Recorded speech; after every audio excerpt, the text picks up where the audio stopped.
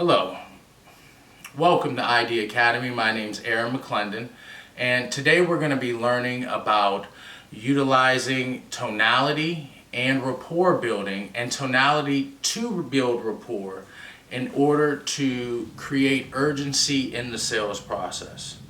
Now, I'm a big student of the Belfour straight line system of sales, and I actually learned a variation of this system way back when I first started selling. And rather than moving the prospect from down a straight line to point A to Z, it was compared to corralling animals and livestock. But it's all the same principle. We're trying to take a person from one point to another point, and that point is ultimately where they buy. We call this goal-oriented sales, or goal-oriented questioning, which we use questioning to move them down this path in order to complete the final sale. Well, we all must understand every sale is the same. Every sale is the same. The conversations may be different, the people might have different needs. However, the process is the same, and the process is, if we could take them through our sales process, every part of the sales process, from the coverage check to all of it, our likelihood of closing the deal is a lot higher at the end. And as we all know, this is a numbers game. So the more completed treks down the straight line or through the corral, the more opportunity we're going to have to close. We're going to watch Jordan Belfour, and he's going to talk more about the tonality in the first 4 seconds in the call. Then we're going to come back and show how that directly relates to what it is and how we can use that ourselves. But pay attention to tonality and pay attention to his portions on rapport building, because rapport building is a lot different than most salespeople think it is. And we're going to watch this video, and I'm going to come back and talk a little bit more about that, and then we're going to do some practices. Rapport, the big R word, right? Rapport is the most misunderstood word in English language. What most salespeople think constitutes rapport is actually repulsive to people. In other words, let me go back to the straight line. And this will be a very important, this is going to kind of take everything home for you. Watch. So here's your straight line.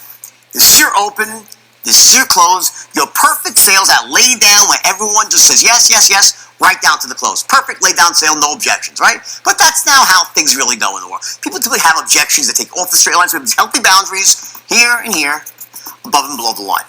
When you're inside these boundaries, you're in control. When you're outside the boundaries, you're out of control. So I call this going to Pluto, and here your anus, right? Bad places to be for most of us, right? Now, let me get specific here. The first 4 seconds of the conversation is where everything happens. This is when you take control of the sale. And the way you do that, I'm just going to tell you, but you have to kind of dig deeper to really understand it. It's by being perceived the right way. You want to be perceived as being sharp as a tack, enthusiastic, an expert in your field. You have to be perceived that way, and if you do that, and we show you exactly how, it's very easy once you know how, right? Those 3 things allow you to essentially take control of the conversation, or even more accurately, the prospect actually gives you control, because in the presence of an expert, we say, you know what, we'll defer, we'll let the expert guide us through the process. That's what people do. We've been trained to do that, right? So you must be perceived that way in those first 4 seconds. How do you do that in the first 4 seconds of a call? Through the tone of your voice. Tone of your voice. That was just a mishap in the tone of my voice, but hey, this is practice. All right. So how do we do that? We do that with the tone of our voice. So immediately when a prospect calls in, the very first thing that I do before anything, I want to make sure I sound like a customer service agent. I want to sound like what they are thinking that they're calling in for. So the tone of my voice, very monotone, very straightforward. Can you verify your first and last name for me? Can you verify your date of birth and home address?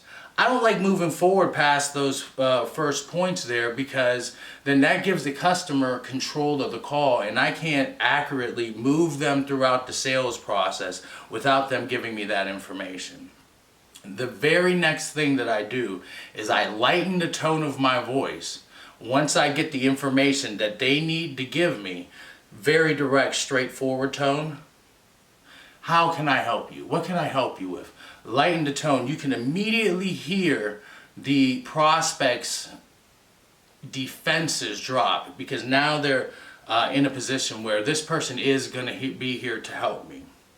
So that's immediate. That's just an immediate example of how tonality is used to take control of the beginning of the call. But the mistake people make, if they don't study the straight line, is that when I say take control of the conversation, it's not that you talk. I'm talking now because I'm teaching you, right? But if I was selling you, you'd be doing the talking because I'm asking you questions.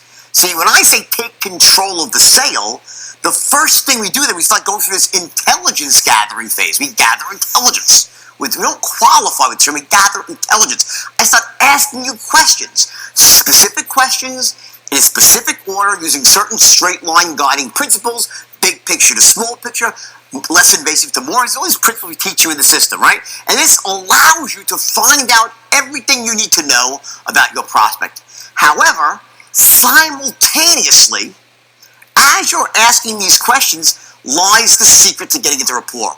We get into rapport simultaneously by asking very smart questions, using the right tonality. We say, so tell me, how long have you had? We use certain empathetic, sympathetic, that we feel their pain, that we genuinely care. So we get that across through tonality and body language. And here's the key. Ready? Here's the $1 million answer to this. And as you ask these questions and they begin to answer, we engage in a technique with the straight line called active listening. And what active listening is, it's a I'm exaggerating, right? The little oohs and ahs, yup, I got it, oh great, wow. Believe it or not, that's how you get into rapport. The secret to getting into rapport is to ask questions in a certain tonality, and each question has its own tonality, and then as you listen to the response, you're not like, okay, next one. You're not the grand inquisitor. You're the trusted friend, the doctor. How long was that? Oh, wow. And they say, wow. You know what they say? Wow, this person seems to really care about me. They really have my best interest. They're just like me. And that is the basis of rapport. Rapport, real rapport, is based on two things. Number one, that you care. You're not just there to make a sale. And second, I'm just like them. Not that if they mention they like fishing, oh my God, I like fishing too. You spend 30 fucking minutes talking about fishing. That's Pluto.